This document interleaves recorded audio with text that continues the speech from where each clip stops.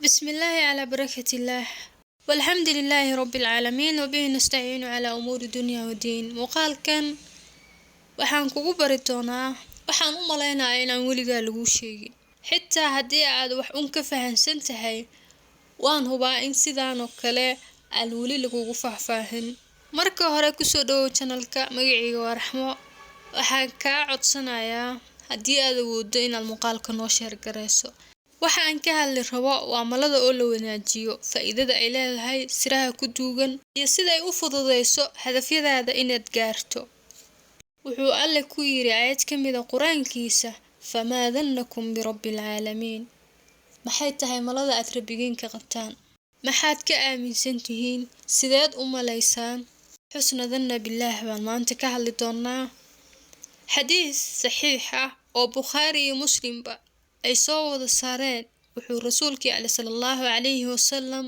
rabbigii ka soo wariyay macnaha waa xadiisul quds inuu alle yiri ana cinda dhanna abdi bi anigu waxaan adoonkayga waxa uu iga maleysto fa in dhanna bihi khayran hadii uu khayr iga maleysto falahu khayrkaas uu leeyahay wa in dhanna bihi sharran hadii shar uu iga maleystana falahu shartaas ayuu igala kulmi doonaa qisayar rasuulkii alle sallallahu alayhi wasallam mar ayaa waxa uu booqday qof jiran markaas ayaa waxa uu ku yiri la ba'sa dhuhura insha Allah waa daahirin dambiga laga nadiifinaye dib ma jiro insha Allah waad ka kici doontaa sidaas lagu dhahaa qof xanuunsan marka aad booqato waa niyad dhis oo uu aaminayaa erayadaada sidoo kale waa rajo wanaagsan rajooyinka noocaas ahna Ilaahay wuu rumeeyaa laakiin nasiib darro qofkii xanuunsanaa wuu gafay oo waxa uu yiri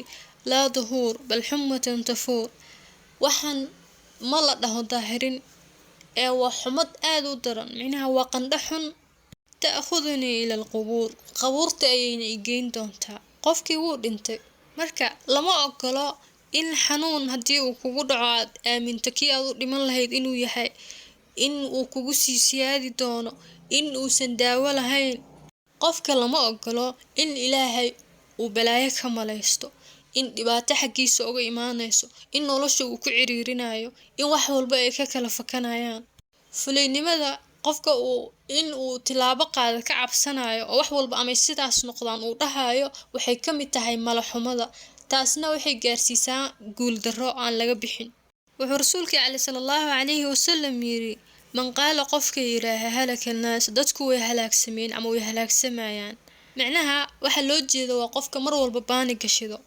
fahuwa ahlakahum asaga halaagsamayo sidaas daraadeed waa inaad noqotaa qof rajo abuura dadka niyadda u dhisa hadii kale adigay kugu dhacayaan waxa dadka u siraadisay Abdullah ibn Mas'ud Allah ka raal noqday waxa uu dhihi jiray wallahi alladhi la ilaha ghayruhu waxaan ku dhaaranayaa Allah aan cid la siman jirine ma dhanna ahadun billahi dhannan illa adahu iyah qof Ilaahay wuxuu ma maleysto ilaa waa uu siiyaa dhibaato kasto ku hayso hadii aad rajayso inuu Ilaahay ka bixin doono in baab khayr qabo uu ku furaayo in wax walba isbedeli doonaan in Ilaahay uusan ku dayacaynin wuu ku rumayn wax walba aad ku haminayso inaad gaarto laba arrimood baa ka xigto koo waa inaad dadaalkii hortaa oo ay ka go'an tahay waxaasi sidii aad ku heli lahayd maadaama aad xarbiga ku jirto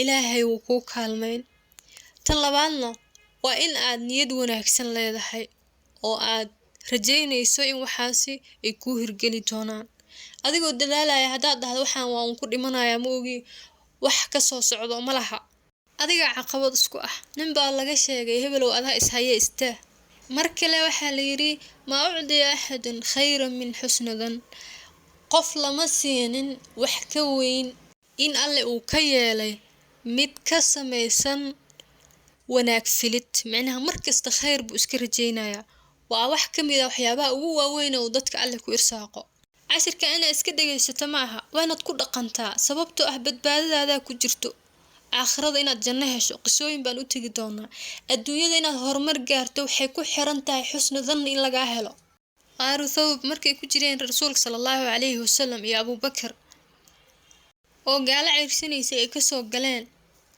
godka ay ku jireen hortiisa ay soo tuurteen gaaladii. markaas ayaa Abuubakar waxa uu yiri yaa rasuulallah low nadara ahaduhum taxta qadamayhi la ra'ana, haddii uu midkood lugihiisa fiiriyo wayna arkayaan. raadkii buu Ilaahay ka khalday, laakiin waa kuwa nimankii godka aan ku jirno hortiisa ay marmarayaan. aad buu u baqay Abuubakar. markaas ayaa rasuulka sallallahu alayhi wasallam waxa uu yiri maa dhannuka ithnayn, maxaad u malaynaysaa laba, Allahu thaalithahuma, oo saddexeynaya Ilaahay. laa taxzan in allaha macana, ha murugoonin, Ilaahay baa nala jiray. Ilaahay wuu badbaadiyey, sababtoo ah rasuulka sallallahu alayhi wasallam in Ilaahay uusan dayacaynin buu ogaa. isla hadalkiisa quraanka lagu soo daray laa taxzan in allaha macana. waa cashir la barayo cid kasta, si kastoo xaalku u adag yahay, hadday Ilaahay malo wanaagsan ka qabaan in waxaasi uu kaga filan yahay, in uu badbaadinayo, in uu rumaynayo waxa ay ka aamineen. waxaana loo sheegay maalinta qiyaame in laba qof naarta aadi doonaan. marka xisaabtooda loo dhameeyo ay malaa'igta qaban doonaan xagga naarta u jiidayaan. mid ayaga kamid ah gadaal soo jaleeci doono, midka kalena hortiisa uu ordi doona, yani naartii buu ku sii socdaa. markaasuu Ilaahay joojin doonaa. waxaa la su'aalay kii gadaal soo eegay, maxaa kugu dhacay, ma lagu dulmiyey, maxaad gadaal u soo jaleecday oo kaa maqan? markaas ayaa wuxuu dhihi doonaa Ilaahay sidaan kuma moodeynin. sideed imoodeysay baa la weydiinayaa. wuxuu dhahayaa inaad ii naxariisan doontaan filayay oo aad janno i geyn doonto, isma lahayn Ilaahay wuu ku cadaabi doonaa. sida uu imooday baan ahay, soo celiya oo jannada geeyo, dhahayaa alle. waatan hadda kasoo hadalnay in Ilaahay uu yiri ana cinda dhanna cabdii bih, adduunkayga wuxuu iga malaystaan ahay. sidaas daraadeed Ilaahay ballanta kama baxo, in allaha laa yukhlifu almiicaad. waxa uu sheegay siduu u yiri bay u dhacayaan. malada wanaagsan waxaa laga yaabaa biri inaad naar kaga badbaado. qofka labaad baa waxa la weydiinayaa adigu maxaad naarta ugu sii ordaysay? wuxuu dhahayaa Ilaahay oo adduunkii baan kugu caasiyey oo amarkaagii aan qaadan waayey. maanta oo xukunkaagii ugu fulay, haddii aan soo dhaga adaygo waxaan ka daran inay igu dhacaan baan ka baqayaa. 2 jeer kuma caasin karo. wuxuu Ilaahay dhahayaa soo celiyo oo jannada geeyo. malada wanaagsan waa badbaado. nabi muuse calayhi salaam iyo dadkii la socday markii la soo ceyrsaday oo fircoon gadaashooda soo ordaayo, hortoodana ay bad noqotay, waxay yiraahdeen innaa la mutrakuun, maanta xaalku waa adag yahay, waan gacan galnay. nabi muuse calayhi salaam waxa uu yiri kallaa maya, inna maciya rabbi sayahdiin. ma dhacayso waxaad sheegaysaan, rabbigay oo macayga ah, yani dhibaato ima gaarayso. sayahdiin asagaa i hadeynayo. yani hadeyntu in Ilaahay uu waxaad ku badbaado kuu furaa ka mid ah. kalsoonida uu nabi muuse calayhi salaam Ilaahay ku qabay, maladii wanaagsaneyd badii bay kala jeexday. Ilaahay wuu reebay in la niyad jabo, la isdhiibo. xitaa kuwa dambiyada waaweyn ku dhacay, alle wuxuu mar walba farayaa inay niyada khayr u sheegaan, rabbigood inuu mid naxariis badan yahay. qul yaa cibaadiya aladiina asrafuu calaa anfusihim laa taqnatuu min raxmati illaah ina allaha yakfiru dunuuba jamiica. yaa cibaadii waa kuwa dambaabay, kuwa Ilaahay sidaa ula hadlayo. naxariisteyda yaan laga quusanin. Ilaahay dambiyadoo dhan si guud buu u dhaafaa. aayadan waxaa laga baranayaa xitaa haddii aad shirki ku dhacday, toobadda way kuu furan tahay. Ilaahay ma rabo in addoonkiisa uu quusto oo adiga rajo malihid uu isdhaho.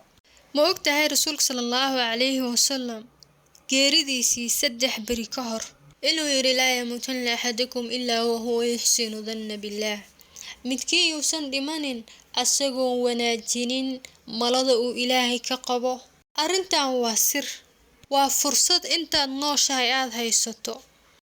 si kasta oo aad isku dhaliilayso, niyada wanaaji, Ilaahay inuu ku cafin doono rajee. geeridiisa soo dhow. saddex beri oo keliya u harsan markuu nabi sallallahu alayhi wasallam xadiidkan ka hadlayay. xitaa waqtigii noloshiisa ugu dambeeyay wuxuu ahaa mid aan gafaynin oo ka daalaynin dadka waxa anfacaya inuu u sheego. ka faa'iidayso waa muhiim ah oo niyadaada geli in Ilaahay uu ku naxariisan doono oo uu janno kugu dambaysiin doono. adduunyadana xusnidana waa furaha khayrka iyo farxadda. niyadaada iska wanaajiso intaad ku mashquuli lahayd dhibaatadan ku haysato oo fikir ay kugu beeri lahayd. fikirkaas xanuun buu dhalaa, laakiin niyada haddaad wanaajiso waxaa imaanayso in qanaacadaadu dhisanto, qadarta inaad aqbasho, khayrna aad rajayso, isla khayrkaas wuu ku imaanayaa.